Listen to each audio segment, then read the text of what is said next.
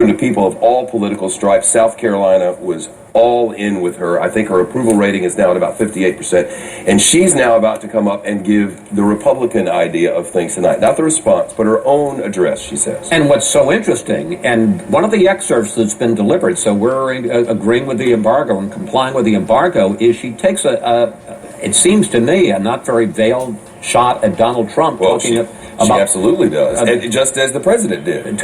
Talking about not listening to the angriest voices and not listening to the voices that sow division. And that's one of the real problems for the Republican Party, is that the so-called hated establishment here in Washington thinks if they're going to win the presidency, they've got to be able to reach out to minorities. They've got to be able to reach out to young women. A lot of the groups that they failed when they lost in 2012, and so far, a lot of the debate, a lot of the dialogue inside the Republican candidates has not been helpful in that regard. And I think one of the reasons they chose this woman of Indian heritage is to say that, we're not a bunch of angry white men. There's a lot of diversity in this party too, and she presents, I think they hope, a friendlier face. It's always a very difficult task, this.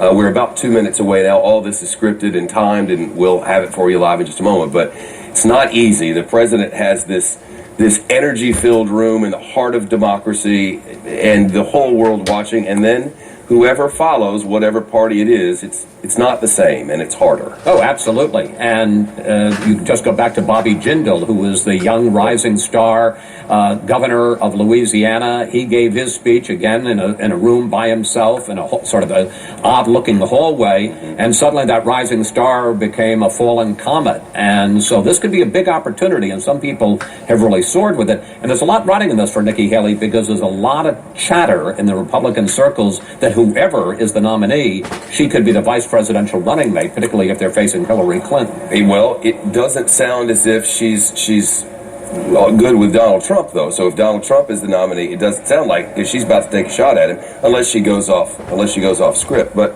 we'll see. There's no question that the Republican Party is leaning on her and people like her, that she has been seen throughout all of this as one whom certainly the establishment likes very much. And her message tonight is one of inclusiveness and problem solving. For the excerpts that we've been given, this Republican response is one worth hearing, and we will in about 30 seconds.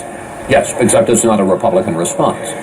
Well, I lean on a dozen years of doing this. When they've always called it that, then you change it. It's the Republican speech.